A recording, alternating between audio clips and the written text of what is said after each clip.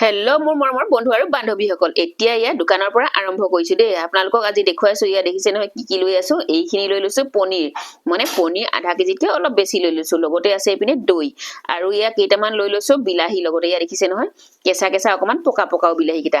আৰু এই দোকানখনত আপোনালোকে একদম মানে পিয়ৰ দৈ, পিয়ৰ পনীৰ এনেকুৱা ধৰণৰ কিছুমান বস্তু পাব। আৰু এয়া ডিব্ৰুগড় বৰবৰুৱাহে দেই এইখন দোকান, বেলেগত নহয় আকৌ। এইপিনে আকৌ ঘৰলৈ আহিলো, আহি পিনে এইখিনি কাপোৰ কানি ধুই আজৰি কৰি ৰাখি পিনে একেবাৰে বজাৰলৈ গৈছিলো। এতিয়া আকৌ বনাবলৈ লৈছো ভাত পানী। এতিয়া আকৌ এইকেইদিন মটৰৰ ছিজন, দেখিছে নহয় কেঁচা মটৰ আনিছিলো ইয়াৰ বজাৰৰ পৰা। দুপৰীয়া মানে সাজটো বনাবলৈ আৰম্ভ কৰি দিম আৰু কেঁচা মটৰ খিনি এয়া গুচাই লৈছো, দেখিছে নহয়। আৰু এইকেইদিন কেঁচা মটৰৰ ছিজন, আৰু কেঁচা মটৰ নতুনকে ওলাইছে যিহেতু একদম যিহে দাম।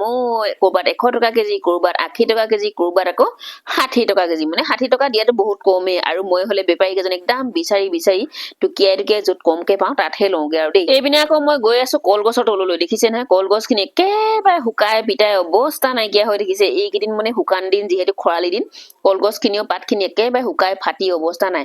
আৰু মই বোলো কলপাত কেইখনমান কাটি থৈ লওঁ, কিবা এটা দৰকাৰত লাগিব।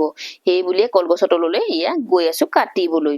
এইপিনে আকৌ ঘৰৰ ভিতৰলৈ আহি কেনে দেখিছো বেটাই এয়া দেখিছে নহয় মটৰ বিলাহী কি সুন্দৰকৈ মানে বনাই ৰাখিছে। এইখিনিকে কৈ নেকি বিলাহী টপ বুলি। আৰু আপোনালোকে এনেকে কেতিয়াবা বনাই খাবচোন, কি মস্তি লাগিব। আৰু এইয়া মই ভিতৰলৈ আহি পিনে ভাত কেইটামান খাই লওঁ বুলি ভাবিছো। আৰু বনাই ৰাখিছে যিহেতু, আৰুনো কি কি বনাব জানো বেটাই জানে আৰু দেই। আৰু মই হলে একেবাৰে নাচি নাচি খাবলৈহে আৰম্ভ কৰি দিম। ইয়াত দেখিছে নহয় আকৌ কেইটামান বাদাম লৈ লৈছো হাতত। আৰু এইকেইটানো কি বাদাম বুলি কয় নেজানো দেই, বাকলিটো মানে অকমান ফলা ফলা টাইপৰ থাকে।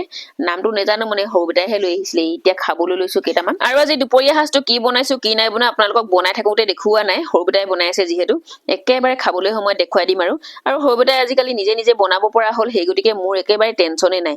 অকল আৰামত খাব লাগে আৰু খালি বস্তুখিনি গোটাই দিব লাগে, কি কি বনাব লাগে কি বনাব নালাগে চব সৰু বেটাই নিজে নিজে নিজৰ আইডিয়াত বনাই থাকে। আৰু এতিয়া এইপিনে খাবলৈ লৈ লৈছো দেই। এয়া দেখিছে নহয় ভাত কাঁহীটো বাঢ়িয়ে ললো। আৰু আপোনালোকক দেখুৱাই দিছো, এয়া লৈ লৈছো মটৰ বিলাহী এয়া টপ খিনি। আৰু এইপিনে লৈ লৈছো শিঙি মাছ, বিৰাট ডাঙৰ ডাঙৰ আছিলে শিঙি মাছ কেইজনী। ফ্ৰাই কৰোতে মানে অকমান সেনেকুৱা হৈ থাকিলে। ইয়াৰ লগতে দেখিছে নহয় গৰৈ মাছ, চেঙেলী মাছ এইখিনি ফ্ৰাই কৰি লৈছো।